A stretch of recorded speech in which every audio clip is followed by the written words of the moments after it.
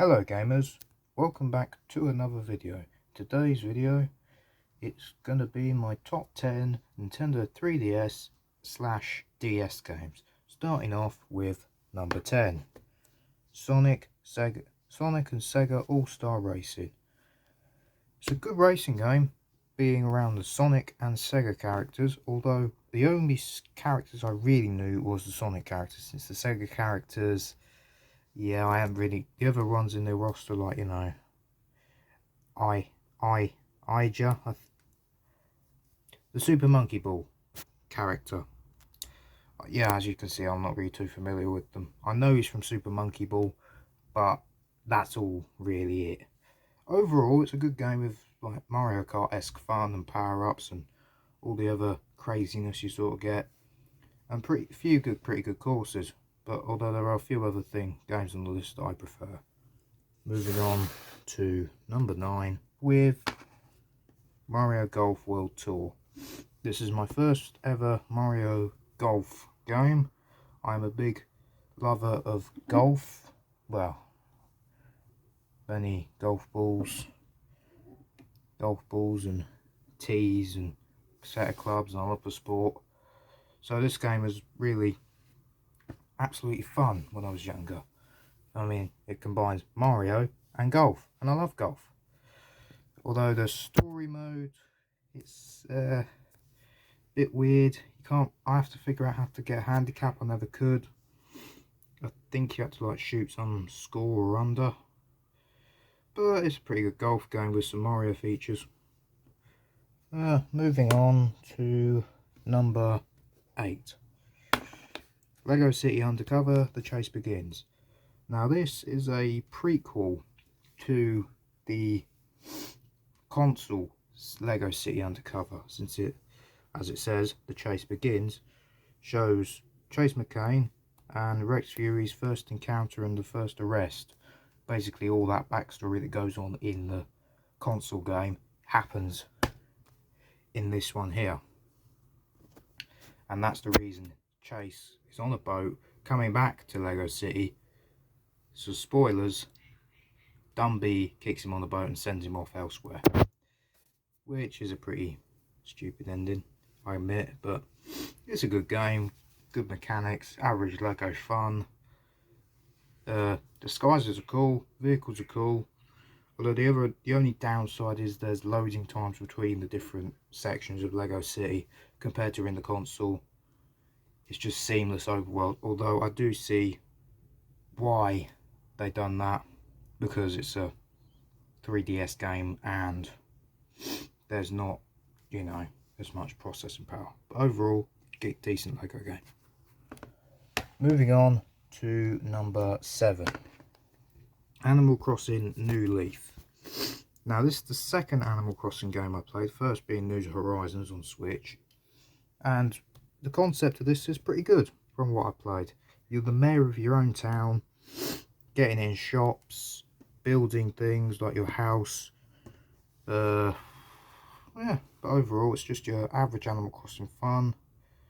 I do really enjoy it, and all the clothes and customization things you can collect, and making money is the fun thing in the game. I need to play more of it. That's really my only downside. I just need to play more. Moving on to number 6, Sonic Classics Collection. Now this is very underrated, I have to admit. It's an underrated collection of the classic Sonics, because yes, it has Sonic 1, 2, 3, Knuckles. It also does have, which most Sonic collections don't, has Knuckles in Sonic 2 and a full complete version of Sonic 3. That's all I have to say. It is one of my childhood games. I absolutely love it. Never could figure out how to actually get in to Sonic 3, which is quite funny, because I then realised you had to actually press start, because there weren't no save states on it compared to Sonic 1 and 2. So this was my introduction to the classic Sonic games as a kid. Green Hill Zone Act 3 was my first experience with Green Hill Zone because I didn't know how to actually start the game, as said before. But overall, it was a fun time. And I started with Camel Climb Sonic 2, which I always got stuck on. Moving on to number 5, Mario Kart 7. Now I know this might sound a bit controversial when you see later on the list, but from what I played, Mario Kart 7, yes, it is a good Mario Kart for portables. Introduced many things to the series: gliding, underwater driving, customization of your kart, small character roster, and decent tracks and retro tracks. And it's just your average Mario Kart fun, I guess. Some good new tracks as well. But I always like the retros, of course. Mushroom Gorge is my favourite from Mario Kart Wii. I always enjoy it in this game since there's an extra mushroom that you can use your glider with. But overall, good Mario Kart. Moving on to number 4, New Super Mario Bros. 2. Now, the gimmick of this game, as you can see, is coins. Collect 1 million coins. I still haven't got to that yet. But overall, it's just your average Mario platformer. I mean, at this point, the New Super Mario Bros. Genre was starting to get a bit stale because this released the same year that New Super Mario Bros. U did. But it's probably got an edge over it since... I don't know. Has it got... It probably has, but it was a good Mario platformer for me. Final boss got stuck on. Had to have help from it. But overall, the gimmick's cool. And there's a good world selection. Moving on to number 3, Mario Kart DS. Now I know I had Mario Kart 7 at number 4, but Mario Kart DS had a few upsides. One, it was the first 3D Mario Kart on a console, you know, handheld, since Mario Kart on the Game Boy Advance was 3D-esque, but this has versus mode, which has got a lot more content basically than Mario Kart 7, and it has Rob the Robot as a playable character, which is pretty cool, I have to admit. And well, it has their versus mode. Enough said. Moving on to number 2, New Super Mario Bros. Now this was a perfect return to form for the New Super Mario Bros. Series, since it had been, or at least the Mario Bros. Series, since the 2D games have been absent since Mario Land 2 on the original Game Boy. So it was a perfect return to form on the DS, which was just perfect since everyone had a DS. Everyone and their grandmother had a DS. So it was a really, really good game to have on the DS, which many people had, and it introduced old and new fans to the series.